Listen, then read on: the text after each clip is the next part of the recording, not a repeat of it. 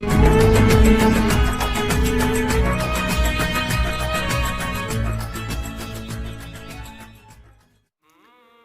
بالله من الشيطان الرجيم بسم الله الرحمن الرحيم أما بعد السلام عليكم ورحمة الله تعالى وبركاته. قصه زنی که فرزند وفات کرده اش را پنهان کرد از شوهرش. دوستان عزیز، باز قصه را برایتان پیشکش می‌گردانم که شاید سبب هدایت هر یک ما و شما شود. در زمان پیغمبر صلی الله علیه و سلم یک زن خیلی خدا ترس بود. شوهرش باشد ابراهیم نام داشت. ابراهیم باشد روزانه از پی رزق و روزی کودکانش میشد. هر بگاه که به خانه می آمد، زنش باشد هر بگاه برای پیشواز گرفتن شوهرش سرمه میزد و طهارت میکرد. بعداً به پیشواز شوهرش می برآمد. با چهره خندان و مهربانی زیاد شوهرش را استقبال می گرفت. یک روز فرزند خردیشان بیماری سخت شد. از سبب بیماری زیاد فرزند خردشان از عالم گذشت.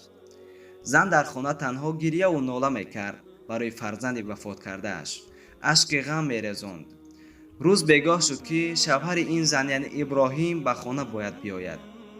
زن ابراهیم باشد در حال این فرزند وفات کرده اش را در یک پارچه کفن پیچانید و در دیگر خانه برده پنهان کرد تا اینکه شوهرش این زن باشد در حال در دستش یک کاسه آب خنک را گرفته به پیشواز شوهرش برآمد و گفت: شوهر جان، تو از کار آمدی، خسته شده ای، پس این کاسه آب خنک را بنوش تا خستگیت دور شود و بعداً به خانه درآ.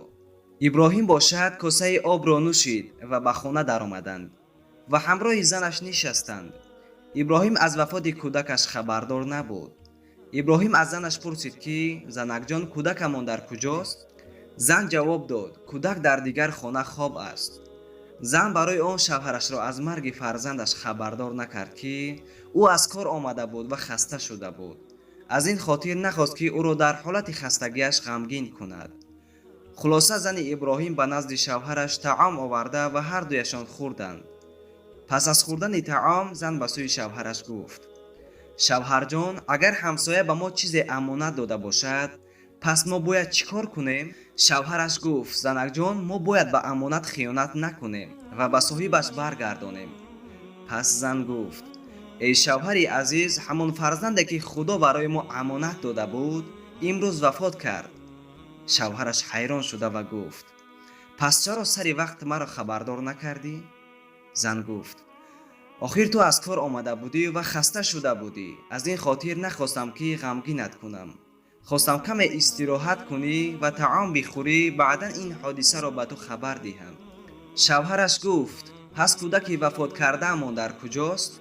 زن گفت: من کودک را کفن کرده در دیگر خانه پنهان کردم تا اینکه تو از کار آمده در حال نبینی و غمگین شوی. شوهرش گفت: ای زن خدا ترس، خوش به حال تو که اینقدر حرمت شوهر را به جا می آری. زن و شوهر هر دو در این مصیبت فرزندشان صبر کردند. از بین چند سال گذشت که خداوند به این زن و شوهر یک فرزند داد که با نام عبدالله کلان شد و زن گرفت. چند فرزندی که از عبدالله به دنیا آمده بود همشان حافظ قرآن شدند. مادران و خواهران عزیز، از این قصه عبرت بگیرید و همیشه حرمت شوهر را به جا بیارید. بگاهی شوهر که به خانه آمد دست خالی و یا دست پوری آن را نظر نکنید، بلکه همیشه با خنده و چهره گشاده او را پیشواز بگیرید.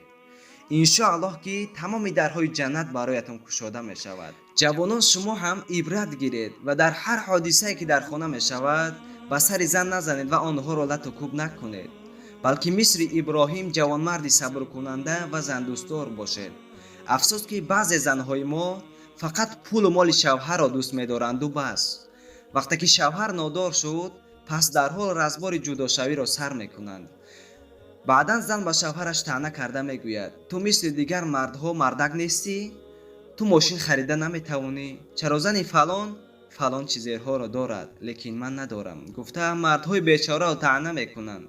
آخر ای زن خدا بخبر، پیغمبر صلی الله علیه و سلم میگوید: اگر از تار سر شوهرتان تا زیر قدمشان چرک و زردا باشد و تو با زبانت تازه کنی، تا حال احترام شوهرت را به جا آورده ای. модарони азиз, шумо ҳам дар ислом эҳтироми зиёде доред, вале хубтараш дар зиндагӣ якдигарро дӯст доред ва ҳурмат кунед, то аз шумо фарзандҳои хуб ба дунё биёянд. риштаи хешовандиро канда макунед.